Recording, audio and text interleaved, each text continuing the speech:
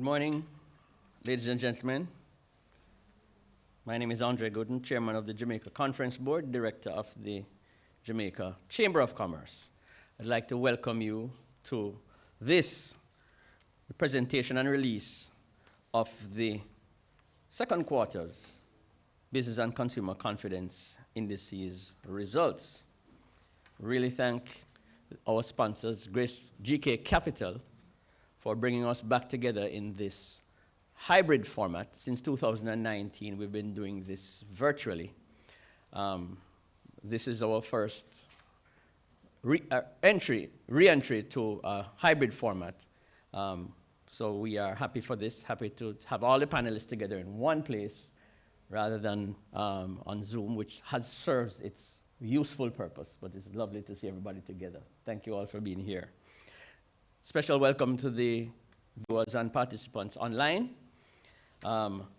We welcome our main presenter, Don Anderson, Executive Chairman, Market Research Services Limited, and we certainly look forward to your presentation. To our panelists, Mrs. Eleanor Jones, Chairman, CEO, Environmental Solutions Limited, Mrs. Gail Solomon, General Counsel and Chief Corporate Secretary of Grace Kennedy Limited, and of course, Mr. Gerard Alling, Climate Change Senior Specialist with the Inter-American Development Bank. And we look forward to the thoughts of the panelists as we go through this morning's proceedings.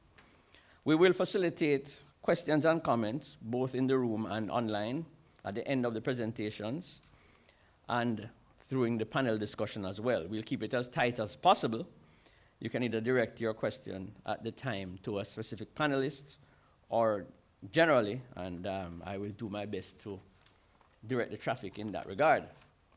So, what has happened in the second quarter? The last presentation Don gave us, we were told that business confidence was pretty stable, remained stable, that the index of consumer business conditions moved up just a little bit, and optimism was fairly stable. Consumers thought that the current economic conditions at the time were down about 4% over the previous quarter, but they did expect the trend to reverse. And there was great optimism about the future of business. So let's see what happens this quarter as Don comes to us. Special welcome to the President of the Jamaica Chamber of Commerce, Mr. President Philip Ramson, First Vice President Emil Leiber, Second Vice President Peter Graham, Past President Lloyd Distant, joining online, should be here shortly, and of course our CEO, Mr. Basil Watson. We know him by another name, but that's okay. Also, special recognition to Kareem Tomlinson, Managing Director, GK Capital, Mark Gilzine, Executive Wealth Manager, GK Capital, Douglas Robinson, VP, Investment Banking, and of course, Rachel Greenland, Marketing Manager, Insurance and Investment for the GK Financial Group. We will now ask none other than Ronaldo, if my agenda is here, yes, Vice President of Research and Strategy for GK Capital, to come and present his overview of where we are and where we're going. Make him welcome.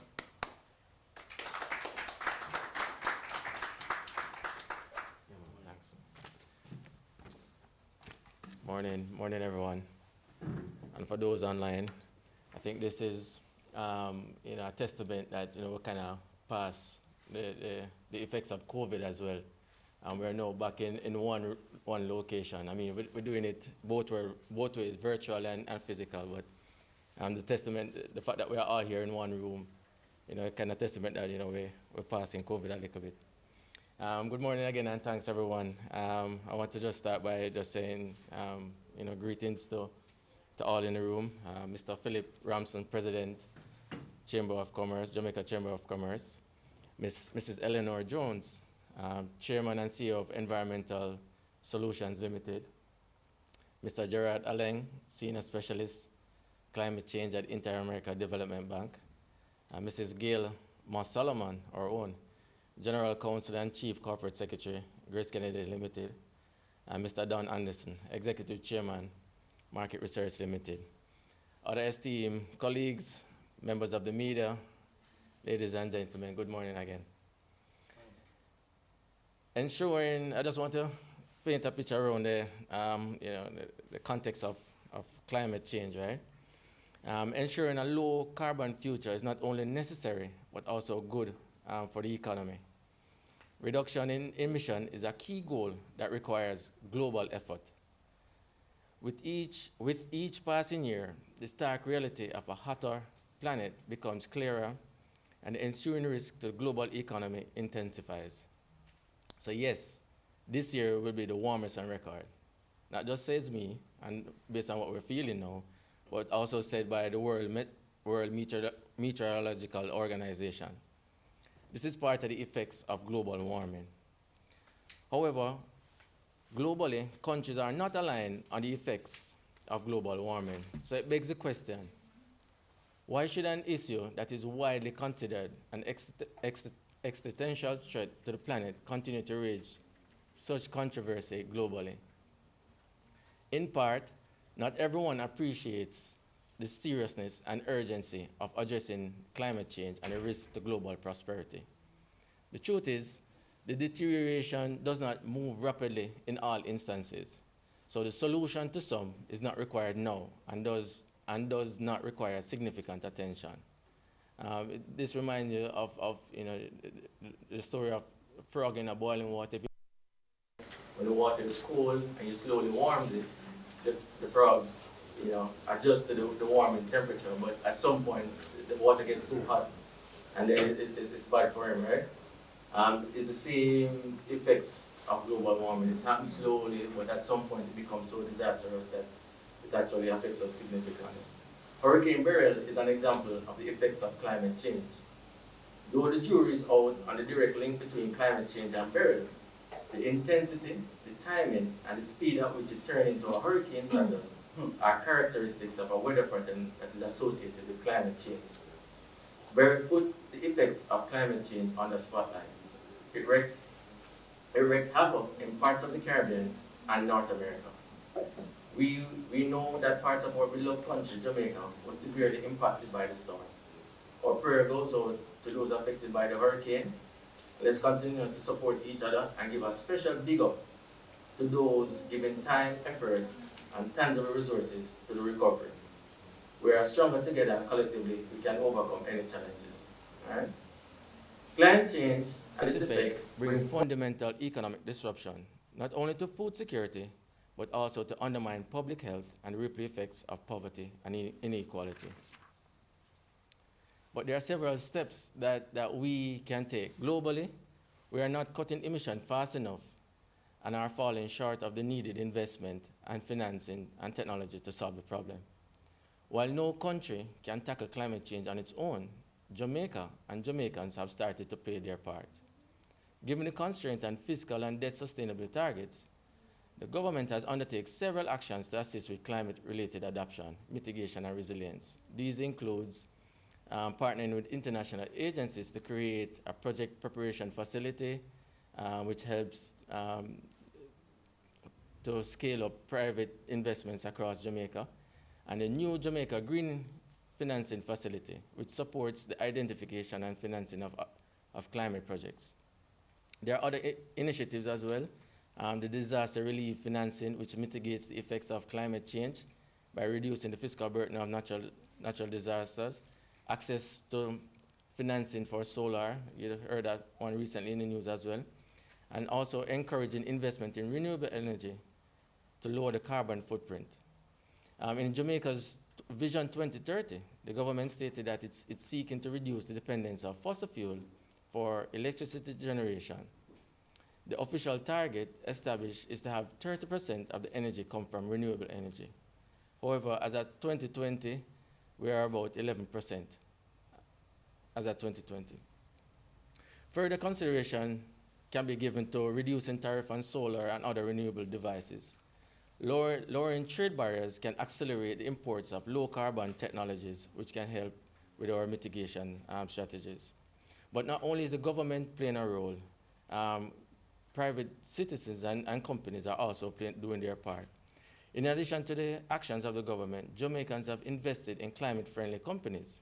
We have several companies listed on the Jamaica Stock Exchange, Wigton Wind Farm, MPC Clean Energy, and others, who have a total market cap of over $14 billion. That suggests that Jamaicans are seeing climate change as important and investing in companies that support climate change.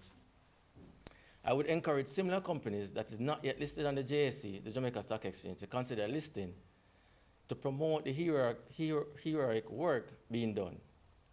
GK Capital's investment banking team is willing to assist not only with identifying suitable capital, but also to highlight the significant contribution being made to global climate goals and Jamaica's mitigation effort to climate change. Right? Again, in concluding, ensuring a low carbon future is not only necessary, but also good for the economy. It is now widely accepted that low and middle income countries will need to spend millions of dollars, if not trillions of dollars, for the next decade to mitigate the effects of climate change. Amid higher borrowing costs and already constrained government spending, attracting private finance is crucial to bridge the financing gap that is required. Individuals and businesses will have to play their role in their consumption and investment decision to build resilience to climate change. Our GK Mutual Fund has investment in established Jamaican companies that support the efforts of climate resilience. Align your investment decisions to support climate adaptation, mitigation, and resilience. As title sponsors of the JCC Business and Consumer Conference, we're excited to hear today's presentation and finding by Don Anderson. Additionally, the subsequent discussion is likely to highlight investment opportunities that local firms can execute on. Thank you.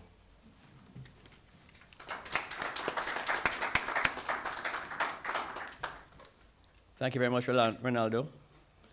Certainly lots of encouraging thoughts in that discussion as we look forward to what is to come and how we prepare for what is to come.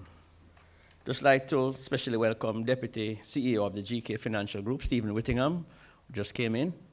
Thank you for being here. Also, guests of the chamber, Ms. Diaka Morrison, member of the Climate Change Advisory Board, working feverishly now to restore life to the southern half of our country. All right, we will now invite our main presenter, Mr. Don Anderson, to share with us the results of the second quarter Business and Consumer Confidence Indices results. Don, I'd ask that, as usual, we're back in a more familiar setting. If you would just set the stage in terms of the methodology and the how the survey is conducted, because I did get a lot of questions on that when we sent out the invitation. So, 2 minutes on the science behind it, and I know that the results will be of great interest to all of us. Ladies and gentlemen, please welcome Mr. Don Anderson.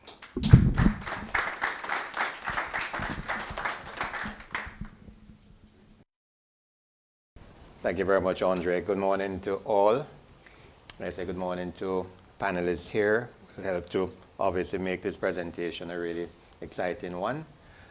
Welcome to all the persons in the audience and all the persons online. Thank you very much again, Andre. Very important that we contextualize the data that we in fact are going to be reporting on. And let me just first mention, and it might surprise some persons both in the audience and online, that this represents the 24th year, continuous year, that we have been working on this business and consumer confidence study. In 2001, and I think we probably missed one quarter. Why? But when you multiply that by 4, we have somewhere like 85 or more quarters of data, probably 90 quarters of data that we have stored in our archives and which we have available for reference at any one point in time. But we haven't changed the methodology since 2001 when we started. We're currently interviewing a nationally representative sample of persons, over 600 persons. We aim for a minimum of 600 persons. Invariably, we have a 10% overfield, and therefore we end up anywhere between 600 and 660 interviews, household interviews in a nationally representative sample, so that we're able to make a projection from that 600 to the entire population, and that is the basis on which the data is actually analyzed. In addition to that, we interview a minimum of 100 firms across the socioeconomic, across the industry profile, and therefore we do have data that we can project up to the total industry mix in the country, and to be able therefore to reliably present the data. Now, very much like when we do our political polls, which are very noisy and which everybody hears about, when we do a 1,000 sample, I invariably get asked the question, well, how can you use a sample of 1,000 persons and project upwards to the total population of 2.93 million people?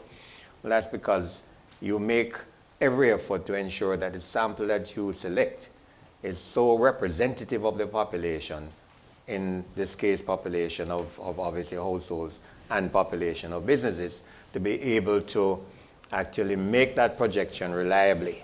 And as we can see from the election results, I think we are pretty much spot on in general terms. All right, so we won't make any further comment about that. So we do one-on-one interviews, and all the data is analyzed in our entire network, in our entire business complex.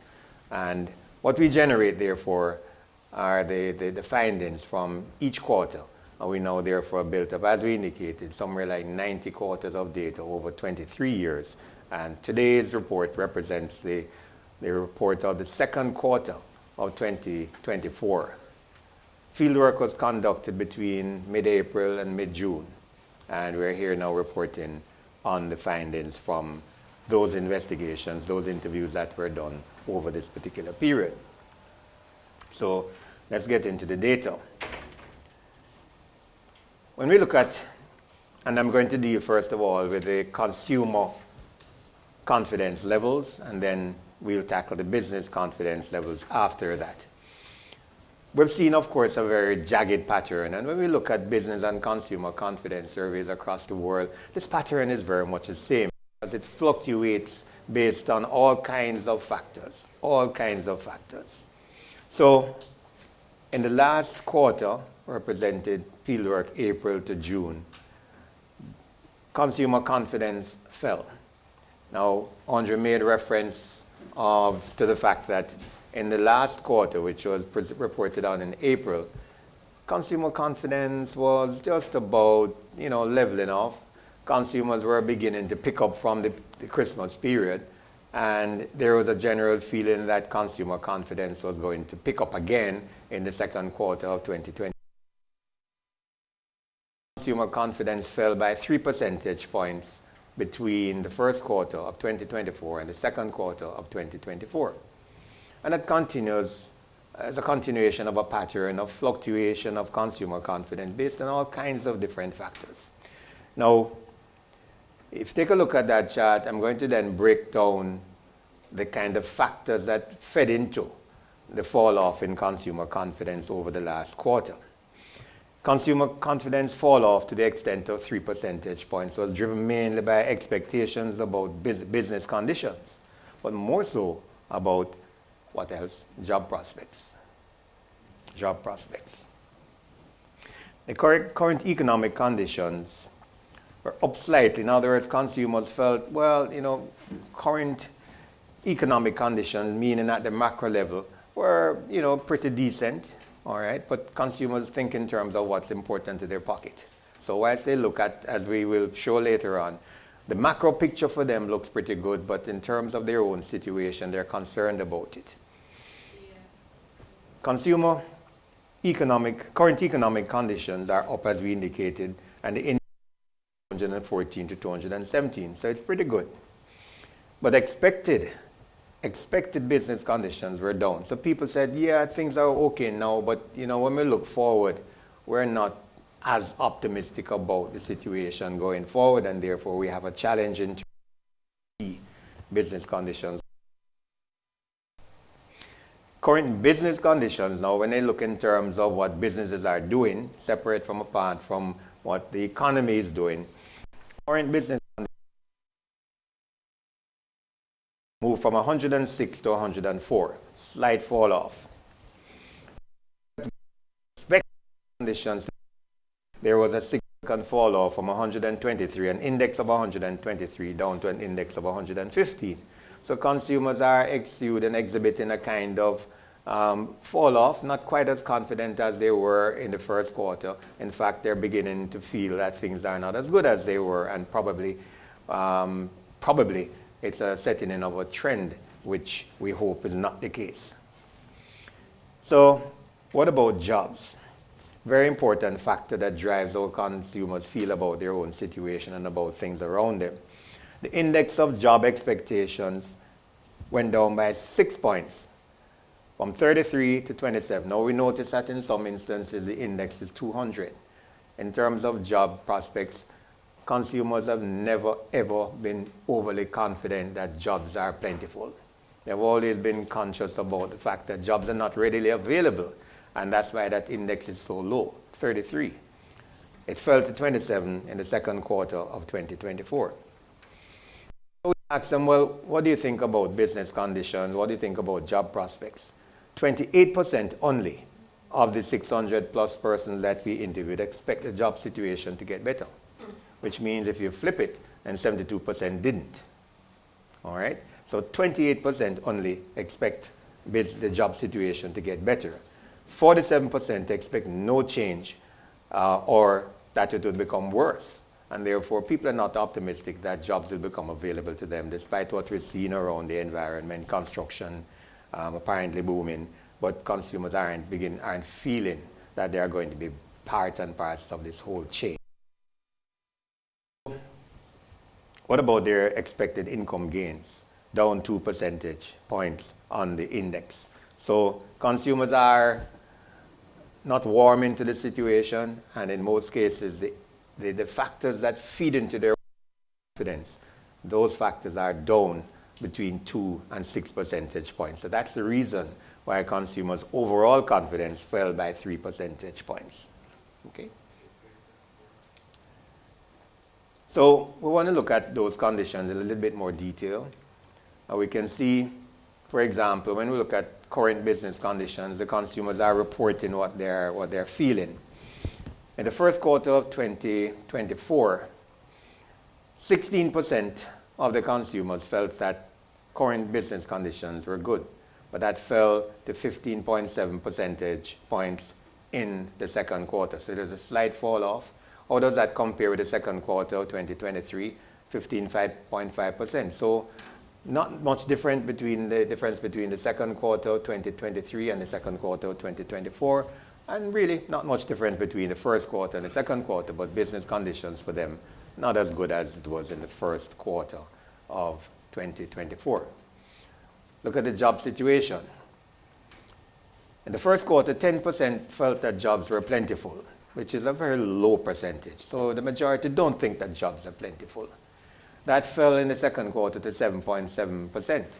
So again, consumers are pessimistic about jobs coming on stream for them. And when you compare that to the second quarter of 2023, that was 11%, it's now down to 7.7%. So there's a substantial fall off in percentage terms of the number of people who believe that jobs are going to be plentiful. What about business conditions? We can see there's a general pattern, and what it does is to substantiate what I just presented to you in terms of the factors that condition the fall off in consumer confidence. So in the first quarter of 2024, 36.4% expected business conditions to be better, but that fell to 29.5% in the second quarter. It's better than it was in the second quarter of 2023, but we note that coming off a kind of high of the first quarter of 2024, which to a large extent we remember was the Christmas period and the kind of aftermath of the Christmas period, that fell to 29.5% from 36.4%. So consumers are not overly optimistic about business conditions going forward. And therefore, when we look at what are the expectations in terms of jobs, very much the same pattern, that fell to 27.8% between the first quarter of 2024 and the second quarter of 2024. No better really than the second quarter of 2023, but a fall off over the last 6 months, over the last 3 months, and therefore of concern to the consumers. So do we expect any change in your household income? That was down 2 percentage points, 2.6 percentage points from the first quarter, but not much different from the second quarter. So we can see that in a way there's a leveling off between the second quarter of 2023 and the second quarter of 2024. But to be noted is that there's a dip in all situations between the first quarter of 2024 and the second quarter of 2024. So what impact will this have on purchase patterns? And the things that we've generally monitored over the period of time, and maybe at this point I would say, Andre, that we could probably look at some more variables in terms of, but the ones that we've been monitoring over the last couple of years to do with people who are prepared to purchase a home, a vehicle, or take a vacation as the three critical elements that they tend to look at. And we can see that in the first quarter of 2024, 14.9% said yes, we would be prepared, we're thinking about home. 25.5% said they're thinking about, buying a vehicle, and 38.9%, generally always a higher. Why? Because that's a lower hanging fruit. Taking a vacation doesn't cost as much as buying a car or buying a house. So that's a lower hanging fruit. So those numbers are generally higher than the other purchase indices. The 39% said in the first quarter, yes, we're prepared to take a vacation. We're planning on it, in a matter of fact. 26% that they're planning to buy a vehicle, and 15% that they're planning to buy a home. But in the second quarter, that 13.2% said they would be prepared to or thinking about buying a home, down from the first quarter. Similarly, those who said they were planning to purchase a vehicle, down from the first quarter. But vacations went up a little bit. 42.7% who say, yeah, we plan to take a vacation. Again, because that's a low-hanging fruit, and this was going to cost them much less. So I think there's a little bit more flexibility in terms of their own purchase intent. And then when we look at the remittance situation, we can understand perhaps why there is a slight increase in the incidence of persons who say they're likely to take a vacation. Compares right across the board, second quarter 2023, and therefore, if you wish, when you look at the last year's activity, there's a sort of flatness, across those indices. So we break it down a little bit more because we're trying to understand what are the drivers of these situations. So we have a situation where some people believe conditions are going to be better in the next 12 months. We can see that fell between the first quarter and the second quarter. And therefore we want to know, well, what are the top 5 reasons? What are the things that people are saying why the economy will be better in the next 12 months? Right? The number who said it would be better in the second quarter is lower than those who said it would be better in the first quarter. And we want to know, well, what are their reasons? Well, these are not necessarily in order of importance. The top 5 reasons are as follows. Being optimistic. They don't really have a particularly strong reason for saying so. They're just being optimistic and probably pretty hopeful that things are going to get better in the economy over the next 12 months. Entrepreneurship is on the rise. So people looking around and seeing maybe primarily younger persons getting into all kinds of business ventures and say therefore that we believe the economy is going to be better in the next 12 months because entrepreneurship is on the rise. Also, the economy is showing signs of improvement, and they're optimistic that this will continue. Fourth thing, they're saying there's growth in some sectors. And finally, that new investors and new investments are coming in. So those are the factors that 26% in the second quarter say that they believe, why they say they believe the economy will be better in the next 12 months. down, as we say, from first quarter of 2024, marginally so, less than 2 percentage points. But again, note that that's consistent with the consumer view of where everything is going. So 29%, basically the same as in the first quarter, think that business conditions, the economy is going to worsen in the next 12 months. So there's really no difference percentage-wise in terms of between those who say the economy is going to get better and those who say it's going to get worse. The rest of them say the economy will remain the same. So what are the top 5 reasons why you believe the economy will worsen over the next 12 months? High cost of living. We will see a chart later on which really breaks that out a little bit more, because people think that prices have gone up significantly, and therefore the high cost of living is a critical factor in them saying that the economy will worsen in the next 12 months. Lack of employment feeds into this notion that jobs are not plentiful. Regardless of what they see around them, jobs are not plentiful. They're not, in fact, being able to buy into and get into those jobs that people say are available. The lack of employment. Government not assisted enough. People still looking to government to help their own situation. And again, this is one of the top 5 reasons why people say that the economy will worsen in the next 12 months. Fourthly, an increase in crime. People are very concerned about that situation, and they don't feel that enough is being done to deal with this monster of crime and violence. And finally, businesses are struggling to keep up. That's their perception. And businesses are struggling to keep up. Whether or not it is so, that's their perception, and therefore something to note. So these are the top 5 reasons why they say the economy will worsen in the next 12 months. So we ask consumers, so tell us about your experience in trying to maintain a family, to keep things going, to meet your daily household expenditure and so on. Well, 69% say that prices have increased significantly in the last year. Another 25% say that prices have increased moderately. So everybody, 94% basically, are talking about an increase in the prices of goods, which means that fed into the whole situation about the increase in the cost of living, which is driving them to be less optimistic than one would like them to be. We don't want to really reflect upon that 6% really, because that's really negligible in terms of the overall scenario.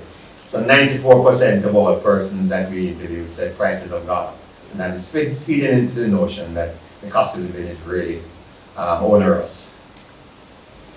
So this is a pretty open-ended qualitative issue that we're looking at here, for example. So we say, well, tell us, in your view, totally unprompted, so we capture the verbatim comments from persons. What is the most critical issue, or what are the most critical issues facing the country at this point in time?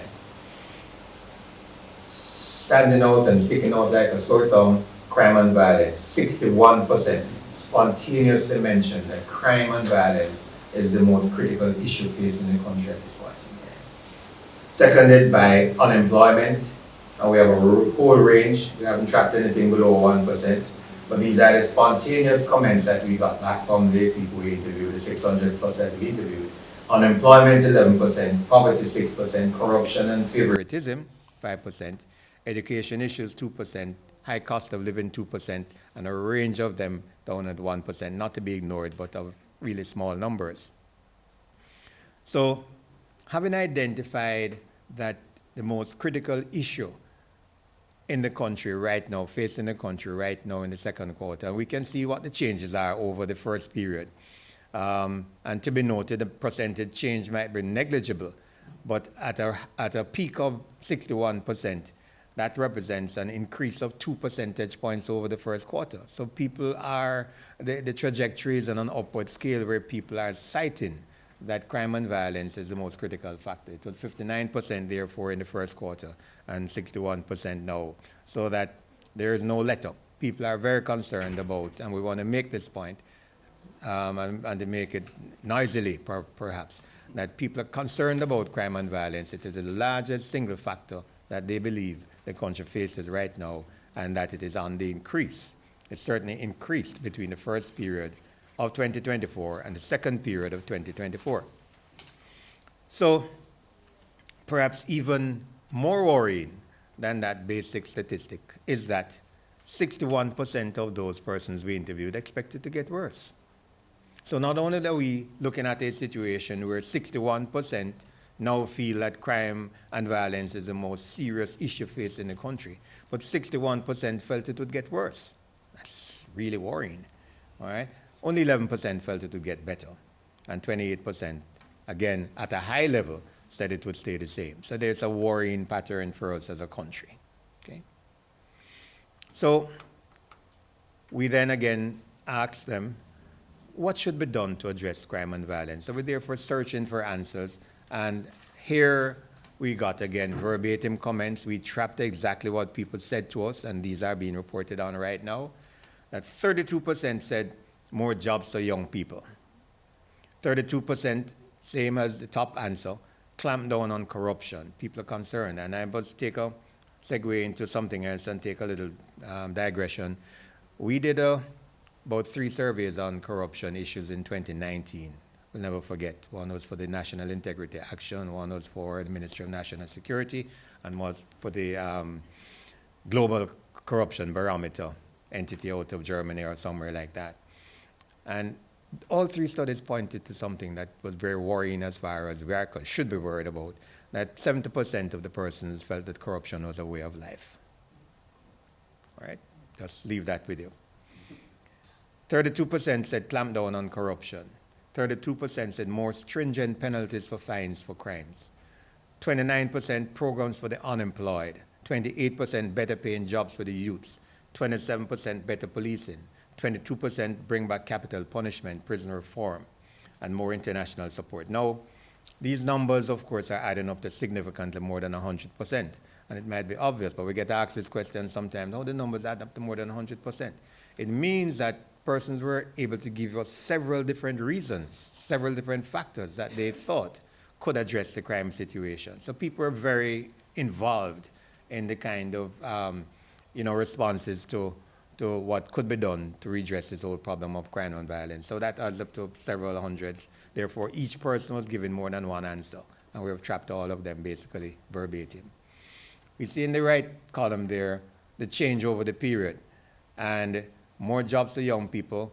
In the first quarter of 2024, that was 21%, and moved up to 32%.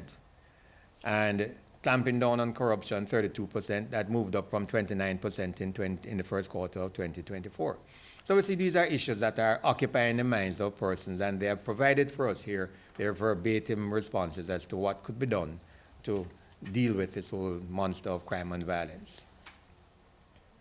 So we asked them, and we presented a number of different sectors that we felt were critical to growth and people's feeling of well-being in the country. And we looked at the police, the small business sector, the government itself, the health services, roadways, public transport, education sector, water supply system, and the power supply system. And we asked, well, how confident are you that each of these will change positively over the next 12 months?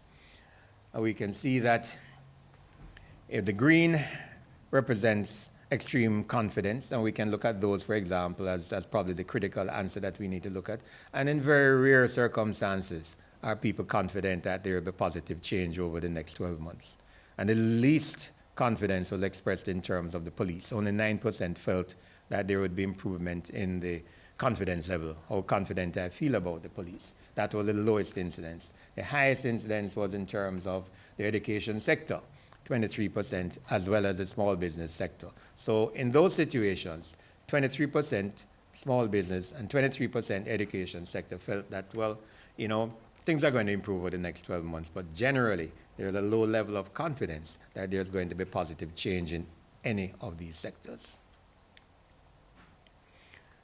So a question that we have started to ask maybe about 2 or 3 studies ago, what are you relying upon, and what do you expect to rely upon more in the future?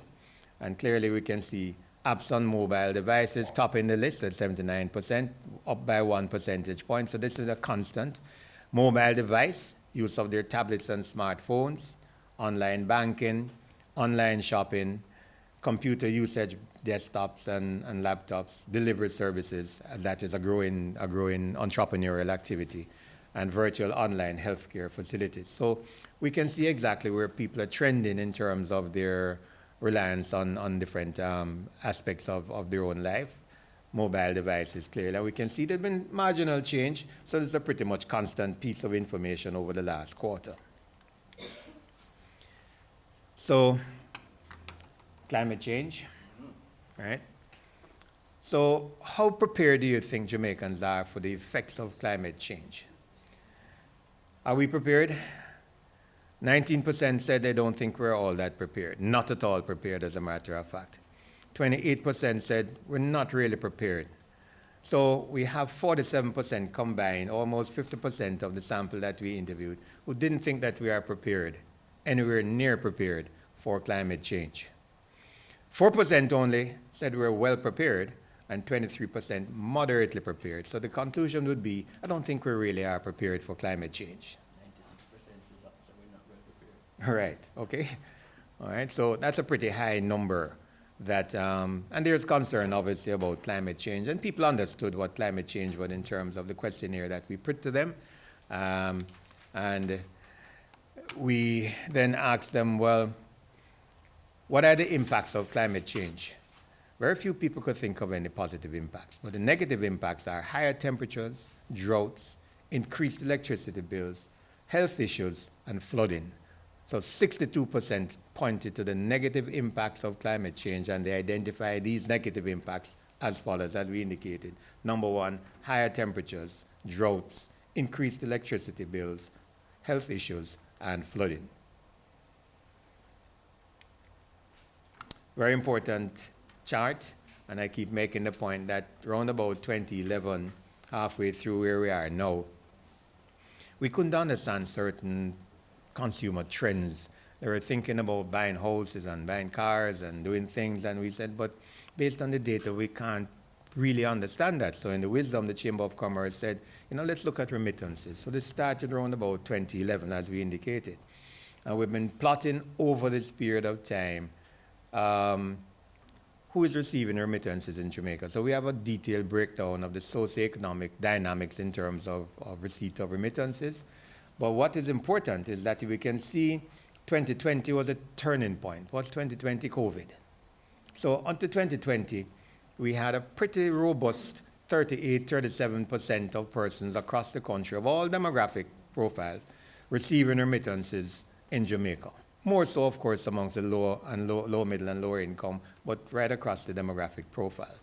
But that fell in 2021 to 29%, and it hasn't really gotten back up to the average over the previous 8 years. So 2021, 29%, 2022, height of COVID, 26%, 27%, down to 26%. The real factor, of course, is that the significant bulk of our remittances come from the developed markets, the United States, the UK, and Canada, in that order. And obviously, those countries have been adversely affected by COVID, and that's the result of that fall-off between 2020 and 2024 in the incidence of persons across the country that receive remittances. Hasn't picked up. It bumped up a little bit in 2023, back down to 26% in 2024, up to date, year to date, first quarter and second quarter. Remittances play an extremely important part of in the lives of our people in this country. Okay? 30% said they're receiving more remittances than 3 years ago, but 35% said they're receiving less money than 3 years ago, and 31% said they're receiving the same money. So that the situation is very fluid in a way, but what it means is that, again, there's another piece of data that says more than 50% of the persons who receive remittances don't save any of it. It goes straight into meeting daily household expenditure. And therefore, as a result, it cushions the consumer in terms of their own ability to meet their daily household expenditure. So when remittances fall, consumers feel the pinch. And this is what is being reflected generally in a kind of very slow movement in terms of consumer confidence over the last 5 years. generally they aren't confident that things are going to get better. And we can see from the second quarter that they're concerned about job availability. Remittances tend to cushion that fallout. So that is as far as the the consumer confidence is concerned. I'm now going to tackle the business confidence for the second quarter of 2024. All right? Well, what are we seeing? There is a larger fall off in business confidence than there was in consumer confidence over the period quarter 2 over quarter 1. A larger fall off. 5% businesses were less confident about the current business and economic environment than they were in the first quarter. We can see the pattern again really up and down. And I should mention, and I should have mentioned when we were looking at the consumer phase, that there are 3 main peaks in the consumer confidence over these years: 2002, 2007, 2011. Why? Those were election years. And in election years, what you found was that confidence was built up on the basis of promises made. And there were peaks because 6 months after the election, with the unfulfilled promises, we went back to a low point. So that's what created those peaks, 2002, 2007, 2011. And we noticed that right after 2011, say from 2014 on, there was a kind of leveling off. We didn't have those peaks anymore. What is that? Is that the consumer becoming wiser, or is the economist getting better? I'll leave it for you to work out. All right? But the bottom line was that we had these peaks, election promises unfulfilled, 2002, 2007, 2011. After that, we don't have that kind of dynamism. We don't have that kind of sharp rise and fall off. And to a large extent, it's because from about 2011, 12, 13, thereabout, we had more prudent financial management, I believe, and we have continued to see that. So we now look at the business confidence, 4.8% down. And for almost every one of the indices that fall in and make up that overall business confidence, there has been a fall off. So what do we see? Current business conditions, the businesses, over 100 businesses that we interviewed of all industry types, said that current business conditions were not as good as they were in the first quarter. Fell from 175 index to 162. Business expectations also down. So we can see businesses are not as positively disposed as they were in the first quarter. Down from 125 to 121. Interestingly, they felt that their current return on investment was somewhat stable. There was no change. It was 102 in quarter 1, 102 in quarter 2. So no change. But businesses are not as bullish or not as confident about the investment climate in the second quarter as they were in the first quarter. Because that fell, in fact, from 142 index to 125. So businesses are saying, or fewer businesses are saying, it's a good time to invest. Fewer businesses are saying that. So what about expected change in the economy? Down from 123 to 121. What about change in the firm's finances? Down from 163 to 155. So businesses are saying, well, the second quarter is not as good as first quarter. And change in profitability was down from 160 first quarter to 155 in the second quarter. So businesses, like the consumers, are not as confident about where they are now as they were in the first quarter of 2024. So we look at this overall trend, and we can see that the peak over the last 6 years was in 2019, just before COVID, of 143.6. That's the index of business confidence. 2020 fell drastically, COVID, to 120. Gradually picked up back, 124.9 in 2021, 137 in 2022, 140 in 2023, and we said, okay, we're on an upward trajectory.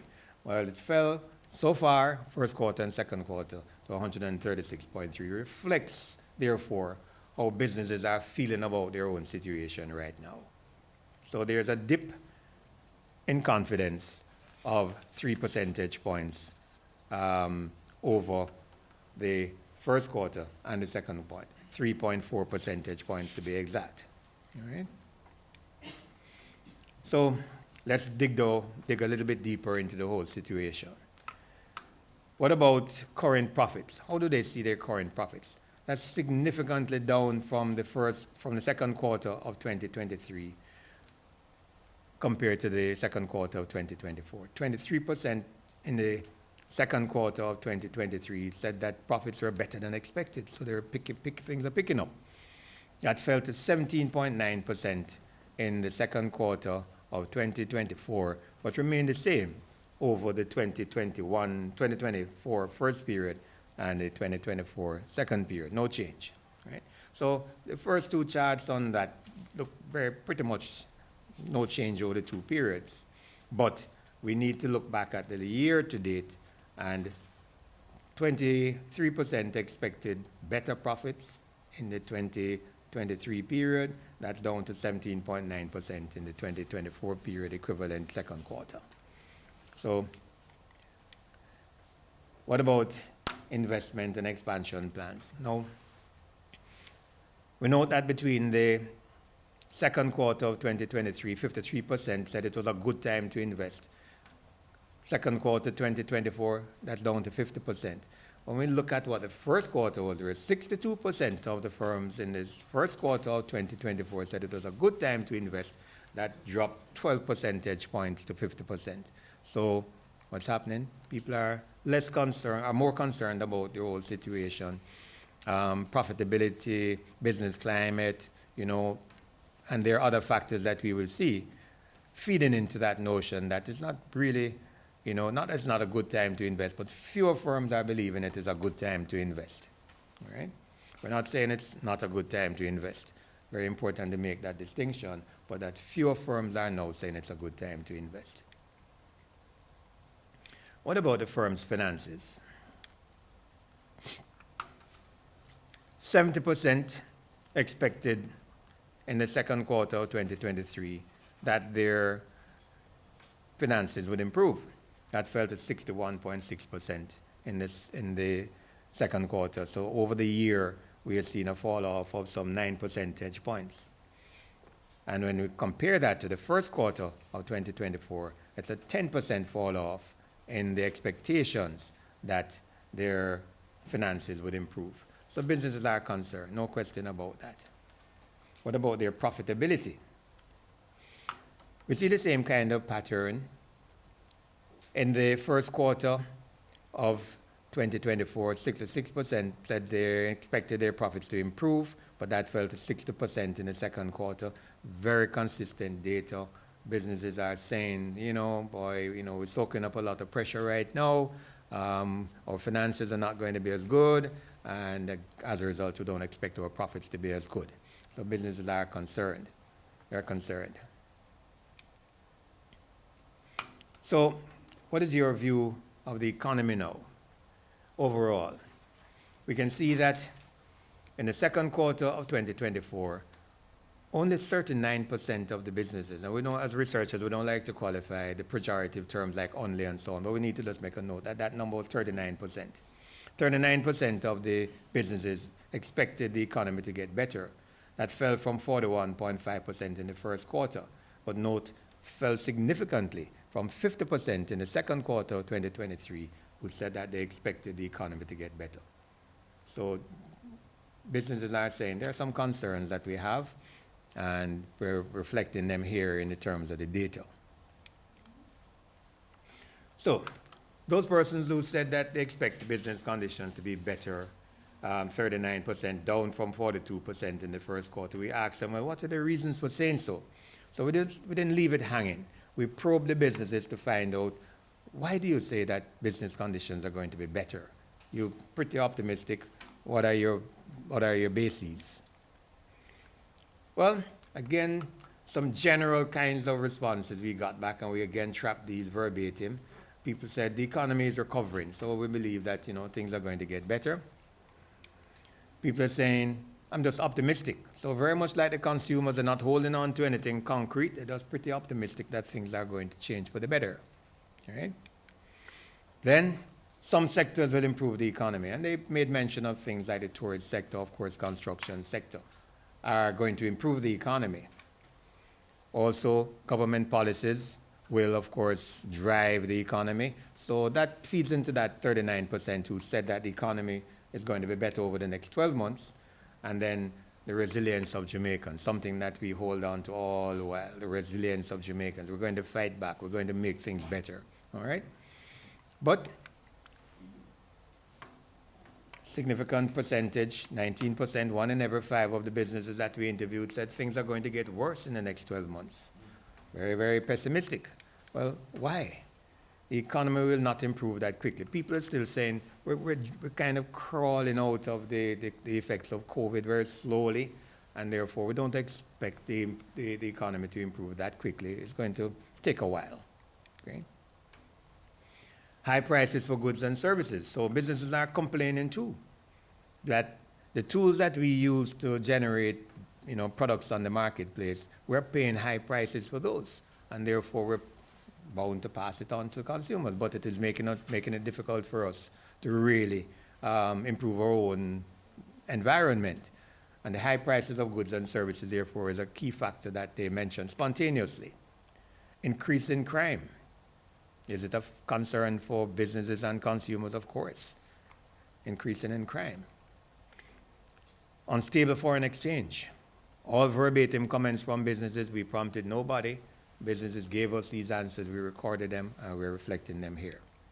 And finally, high unemployment and low disposable income. So they are also saying what the consumers are saying. Consumers are saying, boy, we don't have enough jobs aren't plentiful, and therefore if we don't have money, we can't buy goods.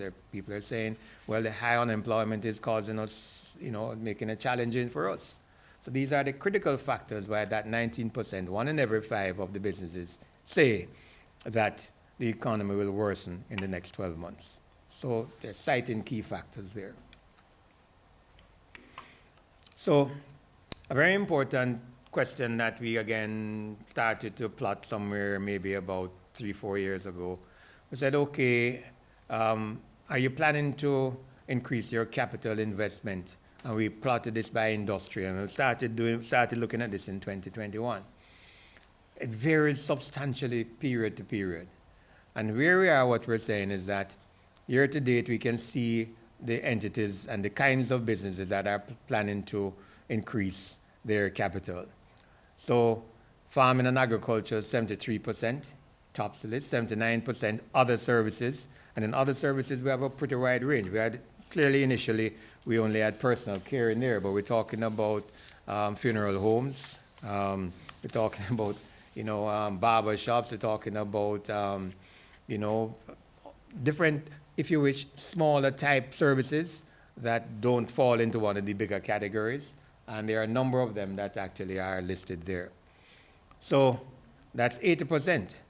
And that fluctuates. You notice in 2022, that was 75%. In 2023, that was 49%. So it's all about, do you plan to invest more capital in your business? And this is the report of that. So we top the list.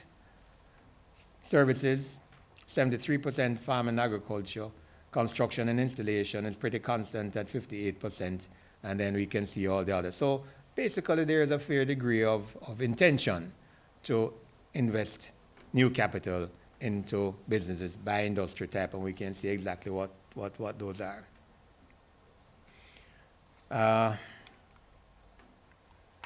So we're drilling down more, and if we reflect upon how businesses currently feel about their own environment, what are the factors that are impacting your decision to undertake business expansion? 29% said lack of funding or access to finance. That's a critical factor, 29%. High input costs, 18%. That's again something that they mentioned earlier. Crime, 16%. High interest rates, cost of foreign exchange, shortage of qualified skilled labor, lack of revenue cash flow, and we can see all the way down to government bureaucracy, 2%. These are spontaneous answers. If we asked of each of them, I know we get different answers. but we ask people, tell us what are the factors, and these are in their order of priority. That lack of funding and access to finance tops the list at 29%. 18% high input costs, 16% crime, high interest rates, cost of foreign exchange, shortage of qualified skilled labor, something that we keep talking about, whether we're going to import labor, do we need it? Lack of revenue, 12%, and stagnant economy, 6%. So these are the factors. And we can see in the right-hand column the extent to which those are different from the first quarter. So lack of funding goes up from 21% in the first quarter to 29%. So it still is a predominant factor that businesses say are impacting their ability to undertake business expansion.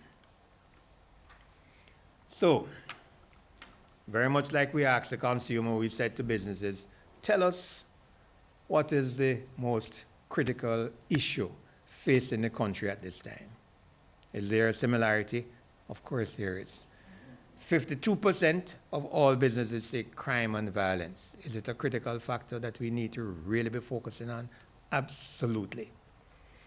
So it stands out like a sore thumb, because the next highest number is 5% corruption and favoritism, not unrelated.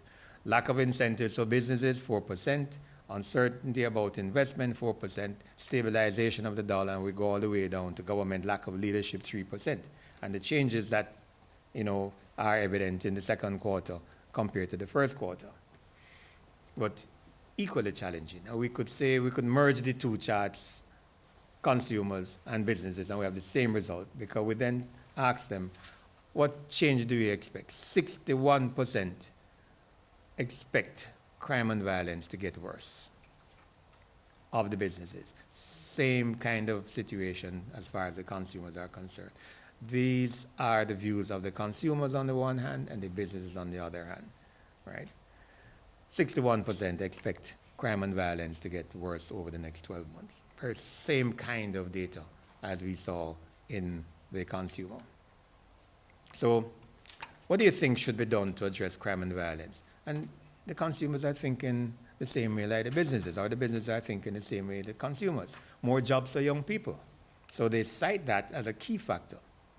22% better paying jobs for the youth, 20%. So there's a youth factor related to crime. Is that what they're saying? Basically. 17% viable programs for the unemployed. 17% more stringent penalties, very much like the consumers are calling for. Clamp down on corruption, very much like what the consumers are calling for.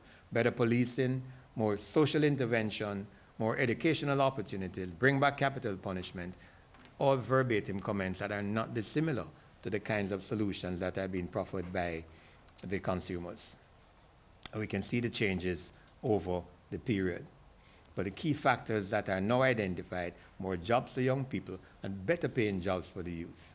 Key factor, youth being a critical component in the resolution, basically is what they're saying. Okay. We ask the same question and we get the same kinds of answers. Where do you expect your confidence to grow? What sectors do you expect to be more confident about over the next 12 months?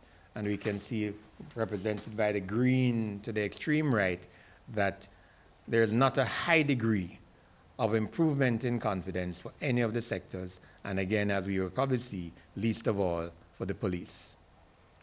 14%, 5%, 19% overall. So pattern is very much the same as it was for the consumers. So what are the areas of technology interest that businesses have that they believe will improve their own business operations? And we can see businesses are saying we're already heavily involved in technology, so we expect that to continue. And that was a 17% improvement on the first quarter of 2024. So that was 37% originally, now 54%. We can see where they're going. Social media advertising, new hardware, electronic payment solutions for customers and suppliers, new customized software, virtual security systems, and so on and so forth. We can see the degree of importance that they attach to each of those. But 54% say they're already heavily invested in technology. The other 46% giving you the areas that they intend to expand into or to use and rely upon more. So, very much like we did for the consumers, we asked them about the level of preparedness of Jamaicans for effects of climate change. 31% of the businesses say that we're moderately prepared, but only 3% say we're well prepared. Only 3% of the businesses say we're well prepared for climate change. And therefore, when we look at it, 51%, more than the consumers, 51% feel that we're not properly prepared for the effects of climate change. 31% were moderately prepared, but I think that is counterbalanced and overshadowed to a large extent by that 51% who said that, 53% who said that, I don't think we're prepared for the effects of climate change. And again, we ask persons, what about the positive impacts? What about the negative impacts? 5% cited positive impacts of climate change, but 43% cited negative impacts of climate change.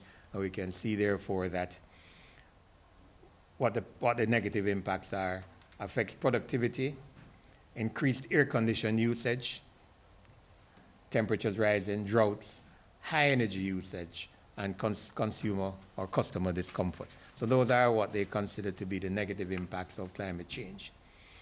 So in both situations, people are concerned about the impact of climate change and to a large extent don't feel that we are adequately prepared for climate change. And I believe that that's the last chart. And I'd like to say thank you very much for listening, and we hand you back over to Andre for.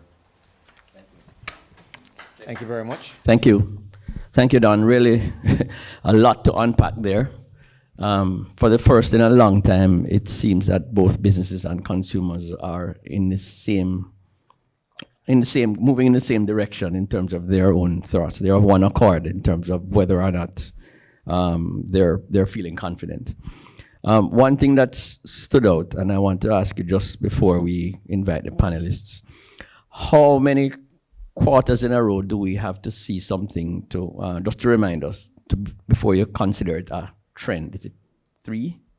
I would say 3. Mike? I would say 3.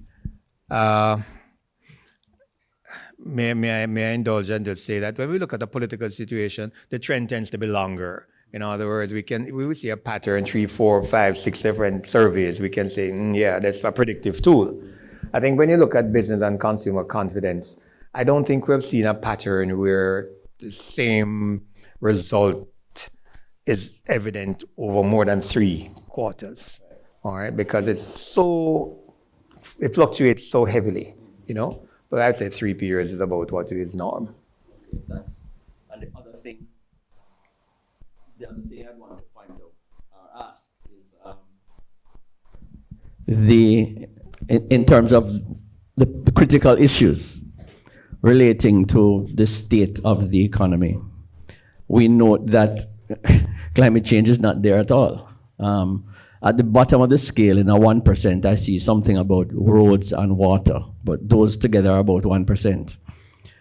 So it's very significant based on the esteemed panel we have here and the discussion on climate change. Most relevant, given what happened with Beryl 2 weeks ago, the businesses and the consumers together don't have climate change as a critical issue. So that's a note for the panel. And also that 96% of the consumers says they are not well prepared, and 97% of the businesses says they are not well prepared. Note. Yeah, to be noted, you see, I don't think that there's an immediate correlation drawn between the impact of climate change and the impact on either consumers or businesses at the moment. But I think it's probably incumbent on the experts to draw those two things together closer. Right, and we have the experts here. I will start. Thank you, Don.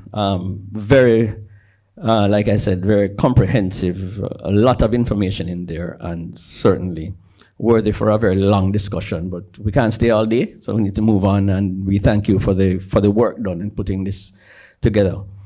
Mrs. Jones, I'll start with you as a panelist and just ask you,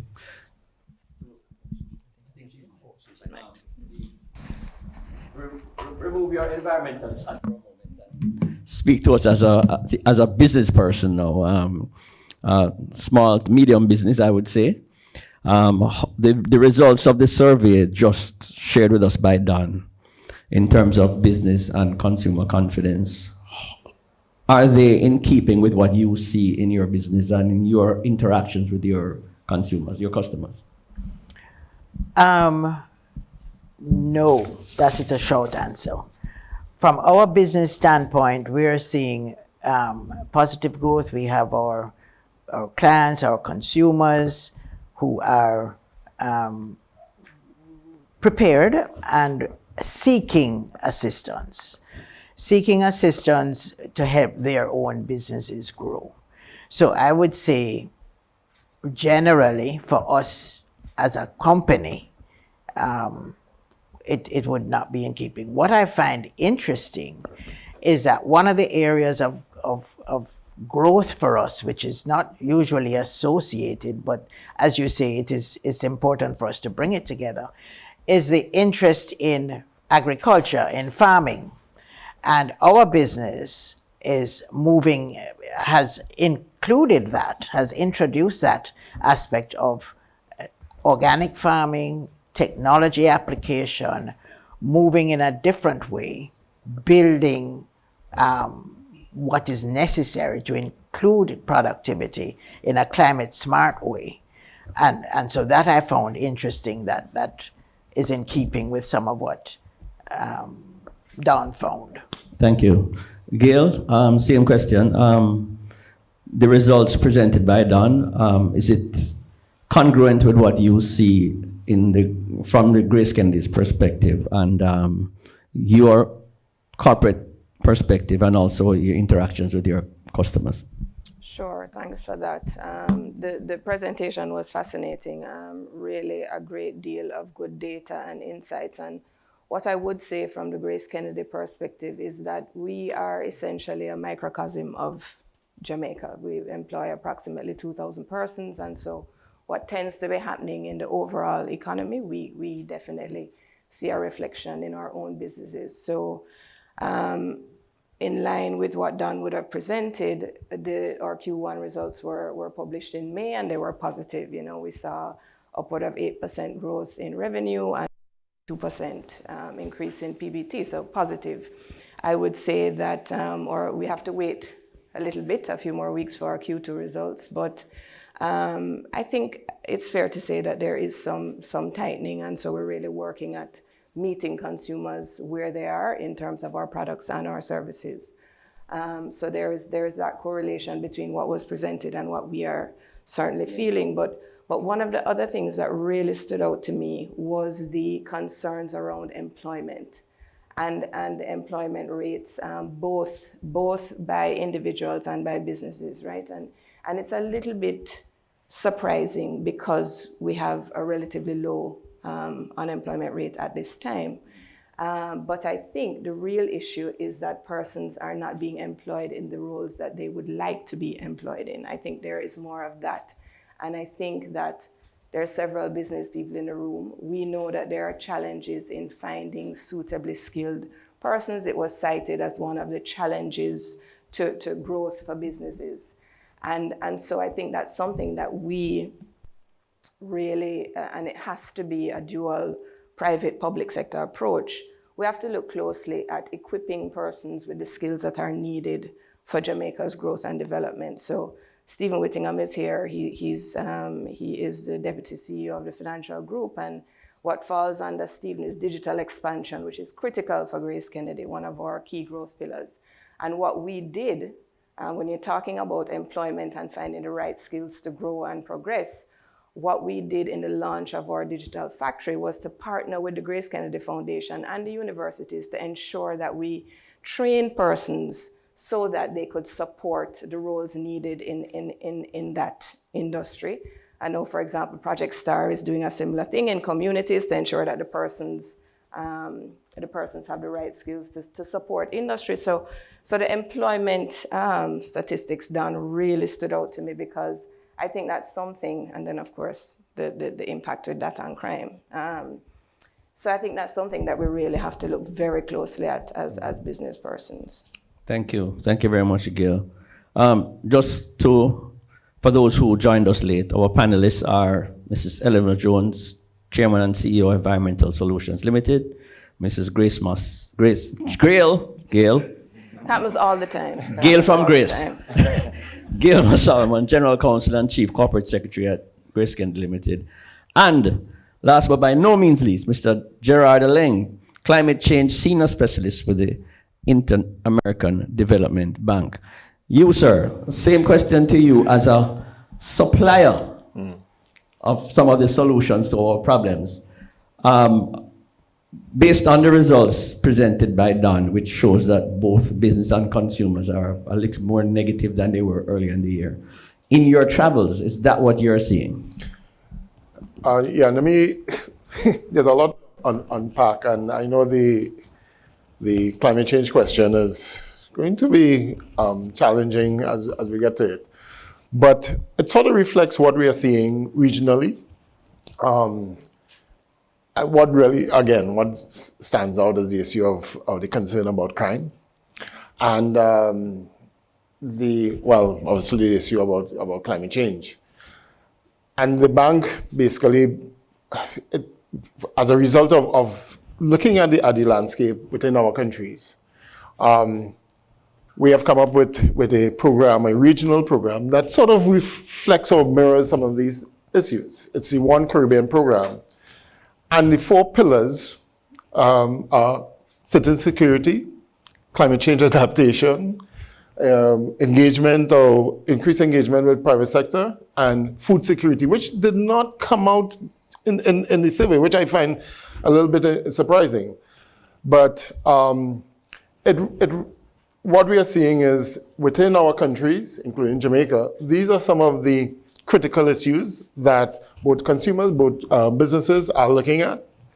And whereas you would have country programs to deal with this, there's also an element to be able to, we need to look at it at a regional level, to have some regional activities or regional approaches that would feed in or support some of these local programs and be supported by. So the other thing is digitalization, which I saw that was big, and again, it's one of our cross-sectoral programs. And when you're looking at small island development states like Jamaica, you have to have these local programs, but you have to also feed into some regional approaches, because you will be able to achieve some economies of scale. And that also relates to climate change, but I'll get to that later. One thing that I would love to know, as you look at the data, whether you also looked at it, or can you look at it from a spatial variation perspective? Because Jamaica is not homogeneous, and especially when you look at, say, the climate risk, or even things such as people's perspective on the business environment, whether there is spatial variation. And why I say that, especially when you relate that to climate change, there are some sectors that are more climate sensitive. So those communities, those areas, those businesses that are in that space would have more of a heightened sense of where they are in terms of preparedness or lack thereof. Interesting. As we get into those climate questions, before we do so, we do have a short video vox pop where we ask some consumers, people on the street, about the effect of climate change and how it is impacting them. Can I ask?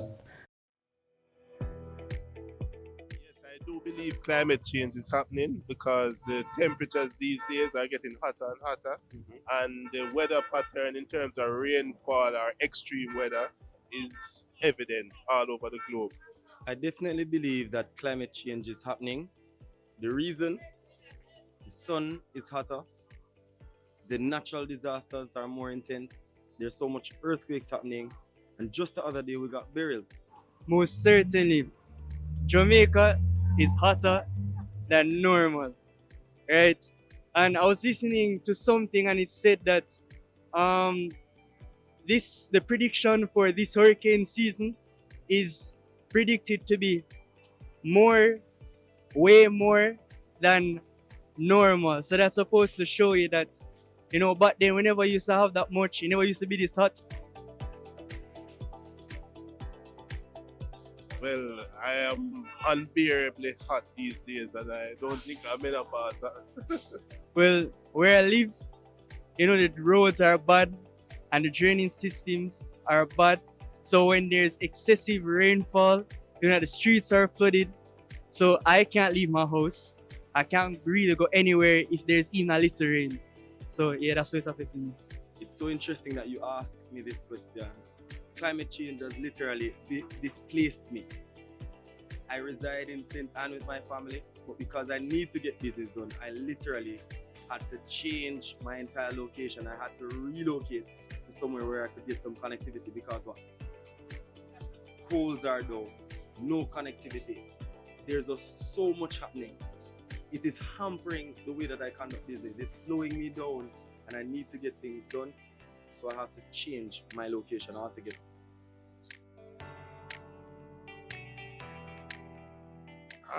No, I don't think there is enough information out there about climate change and about ways that you can mitigate against. Honestly speaking, I believe that some work is being done. I know some years ago I heard of climate smart agriculture.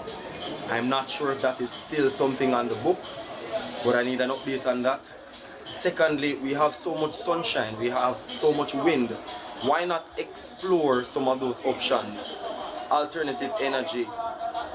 Let us make Jamaica solar, make it wind powered. We are the Isles of Spring, we are the Isle of Springs, the land of wood and water. Why not convert some of this water to electricity? Why not break away from this monopoly of the JPS? Why not just make a change for the people? I know that there's a private and the public sector, but the people matter. If the people of Jamaica leave Jamaica, there is no Jamaica. Promoting electric vehicles and the push for power plants to be renewable based or even natural gas based, which is cleaner and less polluting.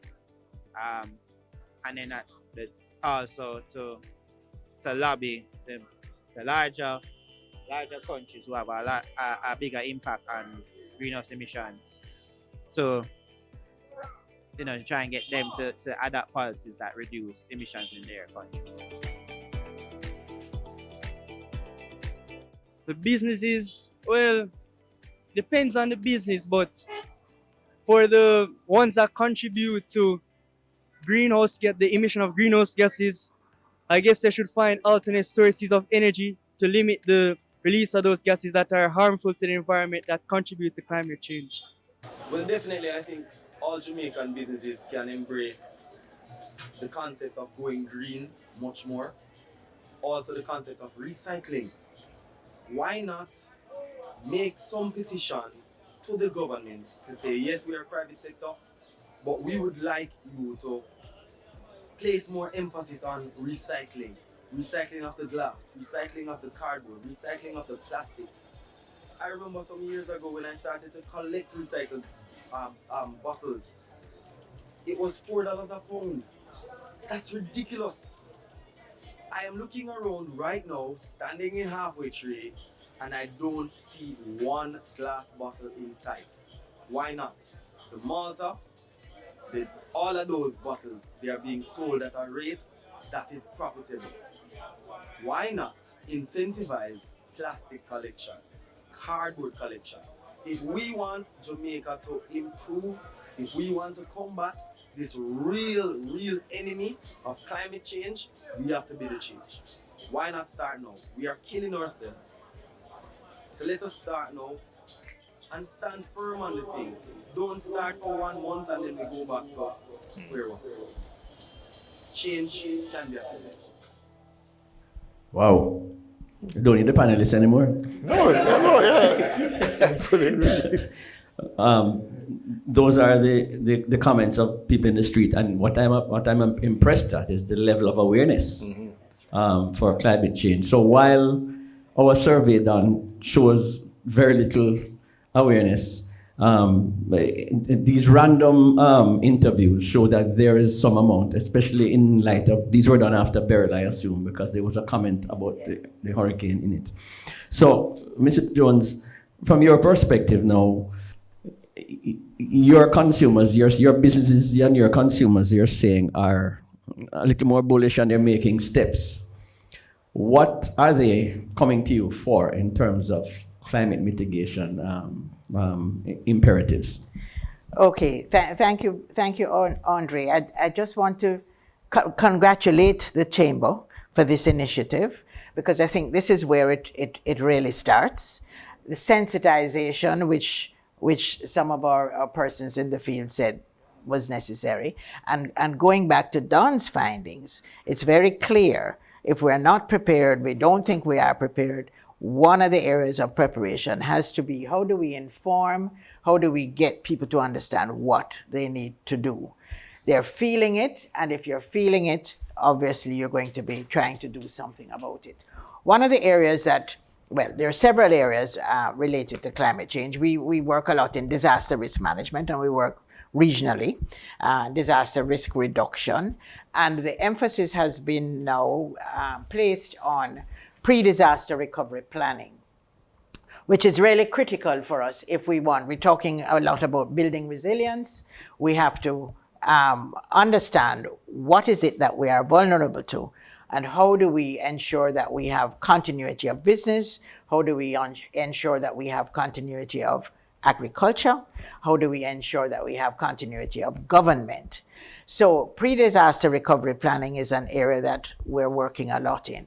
We're also working a lot in occupational health and safety, and a lot to do with conditions of the air around us, conditions of the water, internal business, internal space, heat factors, and pollution factors. So we're guiding in many ways companies to move towards, companies and governments to move towards facing the fact that climate change is real, the urgency is now. And Beryl is, I think, has been a wake-up call in some ways, because you hear people now talking about things that they never talked about before. So, and Beryl is, Prime Minister Motley in Barbados talked about climate change as being superlatives. And certainly Beryl is a superlative in every sense of the word. When it occurred, how it occurred. And I would like for us, and one of the things, education is another area, that training that we do a lot in. I just want to take the opportunity to say, we talk about not getting direct hits. And to say that Beryl was not a direct hit is misleading. And the whole business of how we view direct hits, if the eye doesn't pass over, directly over the country, we say we have not been hit. And that's not true. Because if you look at the impact of many of these events, not only hurricanes, but flood events which occur, you are hit, because your economy, your livelihoods, your people are dislocated. And so we have to revisit that.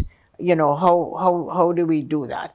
The other thing that we need to, and that again no disaster is natural. We speak about natural disasters all the time, but disasters are not natural. Disasters are created. The events are natural. How we handle those events is what makes the difference. When the hurricanes go up in the Atlantic, we have no disaster. So it's not a natural disaster at that time. It's a disaster that is produced by natural circumstances. But the term natural disaster, I suppose, is easy, but we need to begin to rethink that, and that's some of what we are working with. Thank you. And I think I commend you for the work being done in terms of sensitization and preparedness, because I know has been an uphill battle, but it's getting a lot easier now because of how relevant climate risk is coming at us. Gail, similar question. How has climate risk really affected the Grace Kennedy Group, and what is being done to safeguard not just the business, but its consumers, its customers, against the threats brought to us by adverse climate conditions. Okay, thanks for that. You know, I think Elena touched on something really important, which is sensitization, education, and planning. So whether it's a natural disaster or not, it's always better to be prepared and forward thinking rather than be in that mode where you're simply trying to recover. There's always going to be some recovery mode, but the effectiveness of your recovery and the impact the negative impact and you mitigating that can only be alleviated by you planning and thinking ahead. And so, you know, Grace Kennedy is 102 years old, and I think part of our longevity has to do with the fact that we're a very forward-looking organization. And so looking ahead and planning and protecting ourselves is something that sort of comes naturally to us. I certainly, in the lead up to Beryl, I certainly felt far more confident in Grace Kennedy's preparation for the hurricane than my own personal preparation and how I would fare personally. And that is because we as a company have very well-tested and long-standing business continuity programs, and we have a very robust enterprise risk management framework. So it means that we are constantly, this is not something that we just started this year, we are constantly looking at, from the 80s, as Elena said, we are constantly looking at what are the risks on the horizon across our businesses, because we operate in foods and financial services.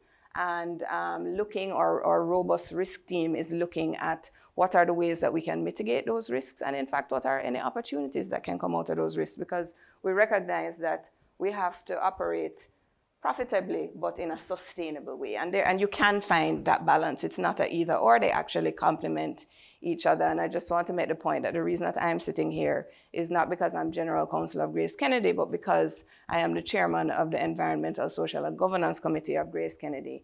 And that was really coming out of us wanting to go public with our commitments. It's something that we've been doing for many decades, as Elena confirmed, but something that we wanted to make commitments to the public so that we could be held accountable. So we published our ESG statement in 2022 and then our ESG report in 2023. And we have some really bold targets in there as to what we want to achieve and how those will help us to grow sustainably. Thank you.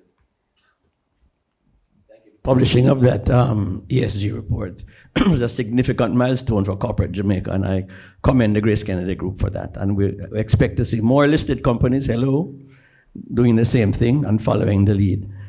Thank you very much, Gail. Gerard, we've had a bunch of bad news today. So your turn to light up the room now with the good news. What are the major initiatives IDB has undertaken in the region generally and Jamaica in particular as it relates to climate risk? And share with us, please, some of the success stories. That's what we need to hear.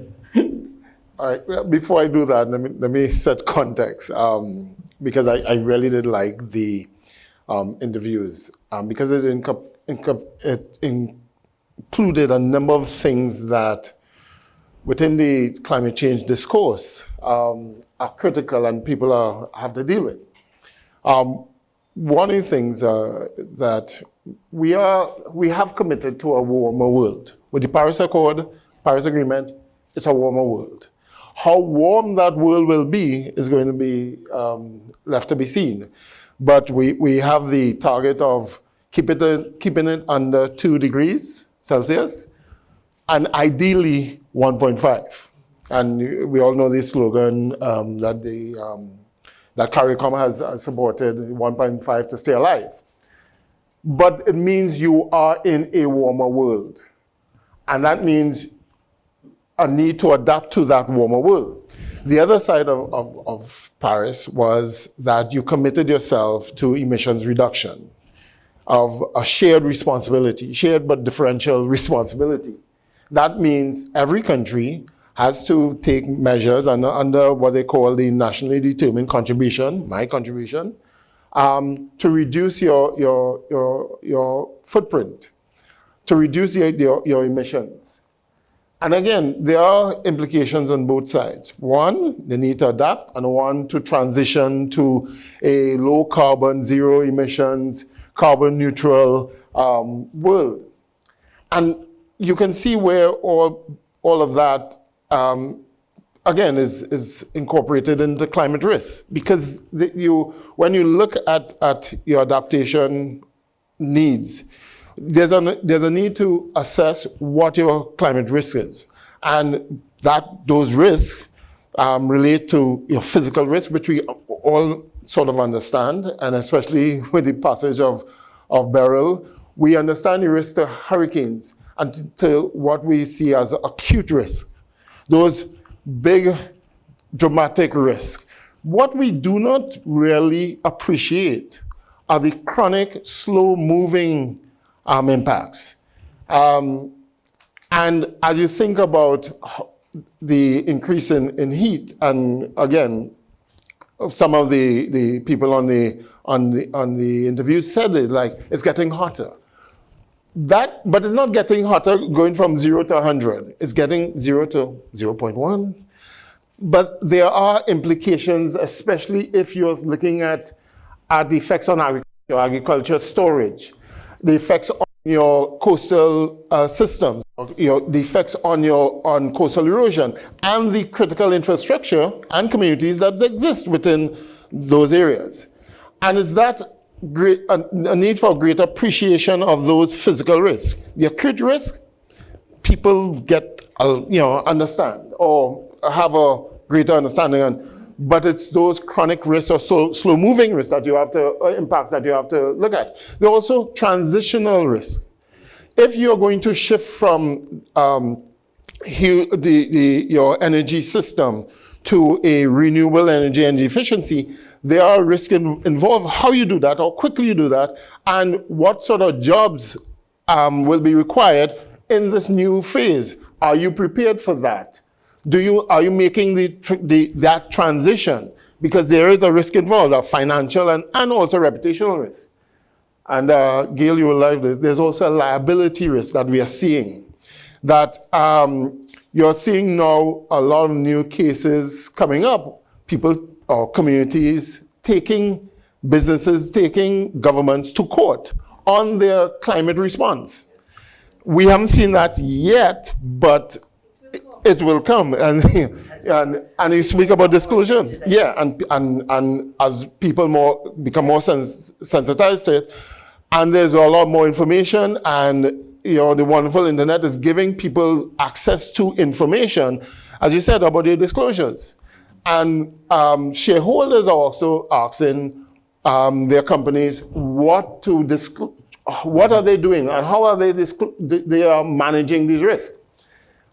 For us, from the bank perspective, we are also looking at that and incorporating these elements into our operations. So we have set a target for making sure all our programs are climate Paris aligned, so that it's not negatively increasing emissions or improving resilience. We are also set targets in terms of the amount of financing, and this is one issue that came out, that is available to our clients in terms of concessional resources to deal with this issue. And then we are we are a knowledge bank. And one of the things that we really are stressing is, as you spoke about dissemination and sensitization, it requires knowledge, it requires information, and we are generating a lot of that throughout the region. So this is how we are approaching it. That within the region, we have the One Caribbean program. We have, as we deal with our countries and we implement projects, that whole idea about climate risk is incorporated into our programming. So any loan that we have within Jamaica, within the region, both Latin America and Caribbean, now has to bring in this climate change risk element into it, and and provide solutions to manage those risks. Okay. So that's just a little sample of what we're doing, both at the public and private sector. Okay, thank you. Don, I think as the chamber commits to continuing with dissemination and market sensitization, I think I would ask that we somehow in the survey continue to track climate-related questions. So you can take that back to the office and put that into you guys are in the field now for the, shortly, I believe, for the third quarter. So we need to be able to continue to make the market aware by asking questions of the community and what they're doing. So I will commit the chamber to that and hope you can do that for us, Don. Okay. I was thinking indeed, when I listened to Gerald speak, that this almost requires a survey on its own. It's such a very important aspect of our life going forward, now and going forward. That may very well require that we talk some more to see how we could deal with that. It will certainly have to inform policy and strategy and direction. Right, indeed. Well, I can tell you that in former times when the business and consumer confidences used to fluctuate wildly up and down, several government offices, including the OPM, were waiting with bated breath to see the results in order to formulate whatever other strategies they had to do. Mm-hmm. So if we can bring the climate question into it as a regular part of our survey, it would certainly continue the awareness. Go ahead. I just wanted to add, following on Jerry's points, and an important thing for us to think about is adaptation, because climate mitigation is extremely important. Net zero, reducing emissions, we have to do that. But as a small island developing state, and certainly as Jamaica here, we have to look at what are the implications of this climate risk and how do we develop coping strategies. Jerry mentioned the coastal erosion, and we're there. Sea level rise is also real. Mm-hmm. Our coral reefs are bleaching, so our natural protection is going. We are also destroying it as we rip up the mangroves to put in structures. That's, we have to think about that. And with sea level rise, water or coastal aquifers are being compromised because as you have saline intrusion, we're also reducing. So there are so many interrelated factors. Mm-hmm. And I would like the opportunity to just share, I was sharing with Gail earlier, that just this morning I received a report on Medellin, Colombia. I don't know if anyone has seen that, but they introduced in 2016 a greening program for the city.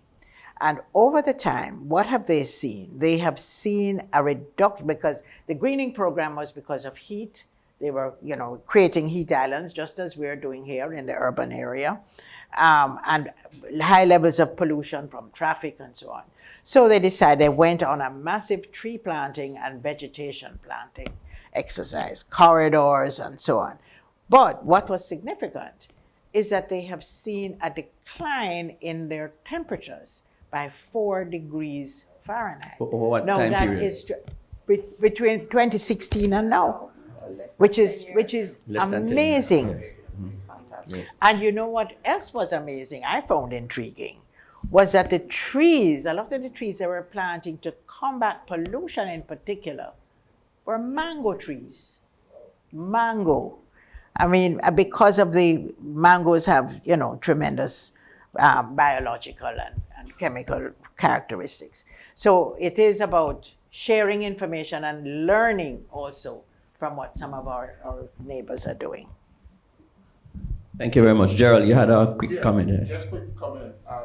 This appreciation of your natural assets is quickly becoming of critical importance. And for the bank and others, part of the approaches to management has been utilizing new financial instruments. And one of the ones that we are seeing has been debt for nature conversions.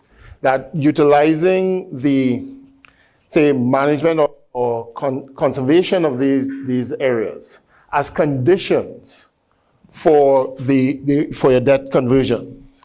And big ones that we have seen and that we have been involved in, we have done one for Galapagos, largest marine protected area, but we have also done it in Barbados. Belize has been involved also in their Blue Bonds program, and there's another one coming within the region that also is putting this focus on the protection of the marine environment, using that as your natural assets, and utilizing the savings to manage those natural assets. Because we're seeing the connection between livelihoods, economic feasibility, and environmental management. And so keep watch of that. Especially in the case of Jamaica, this is something that Jamaica can focus on as it moves forward, as it tries to manage its climate change program. Right.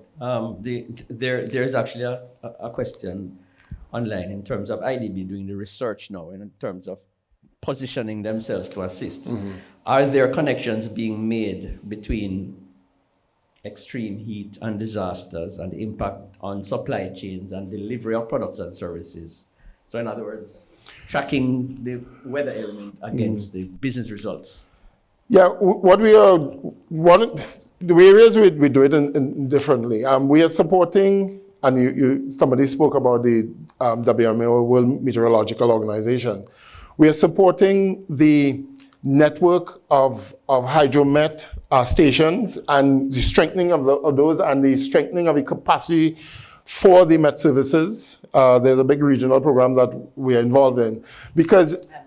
And water. Because one of the things that is critical is to get that information, to get early warning systems in place, because yes, the connection with disruptions to supply chains, the disruptions to roads, disruptions to EMEA ports. Mm-hmm. So there is work going on, and there's support for that from different perspectives. So it's, again, a body of work that we are doing to support this increasing need for knowledge base in areas that we didn't think about before. Right. Because as you look at the impacts of climate change, they're not linear. And there are some surprises coming down, and we talk about health. And we talk about the increase in vector-borne diseases, which there's a lot more need for researching, but also in terms of heat, the effects on food spoilage. Right.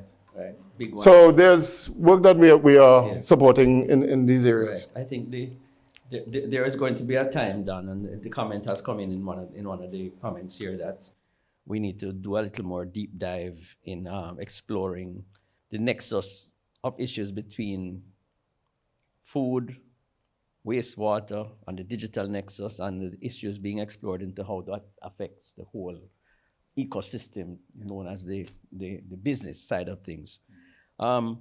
Another question, Mrs. Jones, in your surveys and I know you do a lot of research in order to direct your own path. We need more information on who would be the main contributors to the climate change in the global space, and should small countries such as ours, who are not highly industrialized, be blamed for the global environmental changes?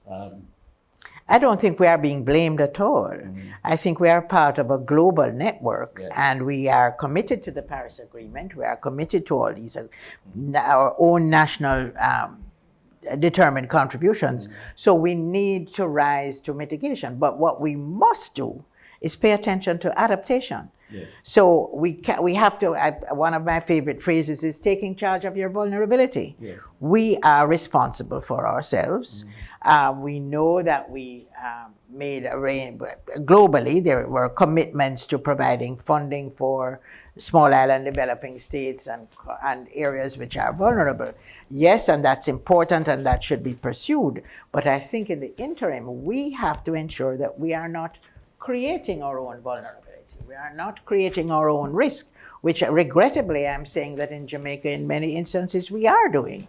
And so we need to take responsibility for that and ensure that we identify that risk, we identify how we are exposed, what are we exposed to, and somebody mentioned, I think it was our sponsor's remarks about being people-centric, and we have to do that. Yes, indeed.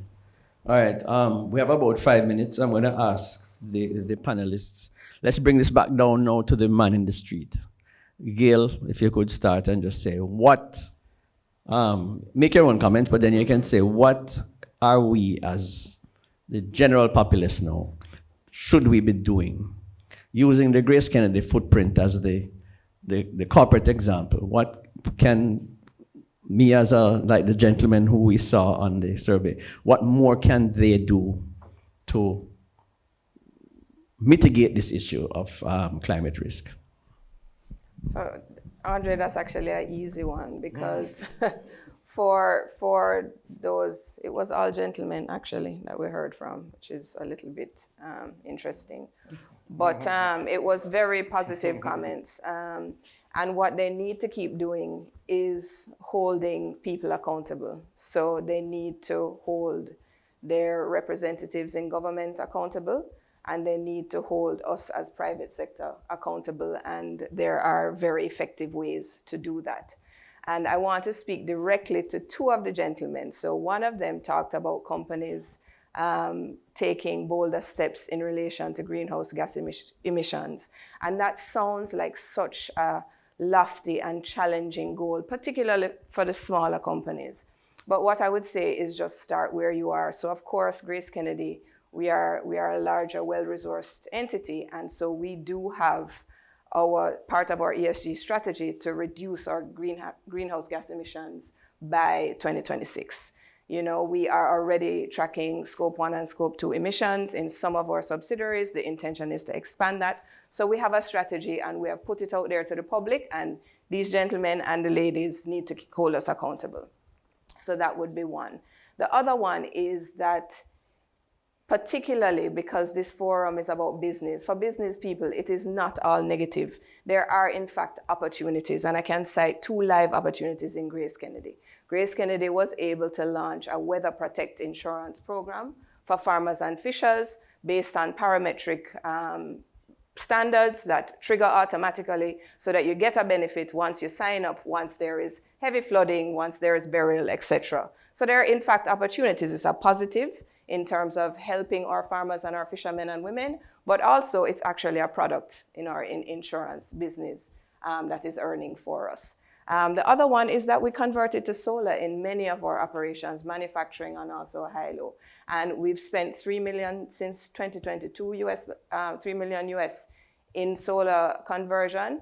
That is going to contribute $1 million US in savings by 2026. So there are, in fact, opportunities. It is, yes, there's a lot of challenges and we need to be very focused on how we're going to mitigate those risks, but it is not all doom and gloom. The consumer optimism can, in fact, increase because there are, in fact, opportunities once we plan ahead, as Eleanor has been encouraging us to do. Thank you very much. Mrs. Jones, same question, what can the man in the street do? Well, the man in the street, come back to the point, and following on Gail's point, make sure that you do not leave yourself exposed. The man in the street, how you manage your waste, the dumping of the gullies, which causes flooding and causes your own, where you're living, you know, on the gully banks, we know people live sometimes because they don't have options. So you need to be looking at, how am I exposed? How can I make myself safe? I think is an important consideration. And what does that mean? Gerard, your question? To make your life easier. To make your life easier, what can John Public do or Jane Public do to sort of protect themselves so that you have less stress in terms of trying to put packages together to assist after or before disasters take place? No, I think the main thing is to educate yourself. Find out, and this is part of protecting yourself. Find out what you can do around your surroundings that will reduce your vulnerability. Case in point, we know that every year there are droughts. We know we go through the dry spell, and now we're going through the hot spell. And things such as rainwater harvesting, making sure that that is in place. Because then if you do that, it becomes part of the culture. And when we look at programs and present programs and have discussions with governments, it's already in the culture. It's already part of behavioral ethos that I don't have to make that argument. I don't have to make the argument of, okay, if we have $1 to put here, that it's an easier sell or easier discussion because it's already within the norm. And I think we need to get that to get to those critical levels, that it becomes part of the culture. It's not when something happens and we do it, but that is already part of how we are operating within this new paradigm. Right, thank you. So the moral of the story is sensitization. Sensitization. We have to put some resources behind sensitization to keep this risk minimal. Ladies and gentlemen of the panel, I thank you for the participation today. Certainly Don Anderson for a very detailed report, chock full of information that is useful to all of us. We have now committed to include climate risk in our surveys as a regular part of the routine, so we're looking forward to that. And probably the questions that the Vox Pop persons took, we could use those in the survey and track those on So thank you very much. Mrs. Jones, again, for your expertise, Chairman and CEO of ESL. Keep up the good work. Keep pushing that envelope and keep that flag of environmental sustainability flying high. Gail, in your own capacity, we thank you for being here and certainly representing the Grace Kennedy Group, and we're congratulate the group for the work being done. Jerry, again, your insight is invaluable, and we thank you for making the time to join us, and we hope that you found this insightful, useful, and we thank you for being here. To our sponsors, the Grace Kennedy Capital Management, we certainly would not be able to do this without you. Ronaldo, for your comments at the beginning, certainly set the stage for a very fruitful discussion. Thanks to the team from the Jamaica Chamber of Commerce, led by Andrea, of course, as usual, for the work putting this together. And to the Courtly Hotel and Suites for hosting us today. Ladies and gentlemen, we thank you for your participation online as well, and we look forward to seeing you when we do the event of the third quarter of 2024. Thank you very much. Have a productive day.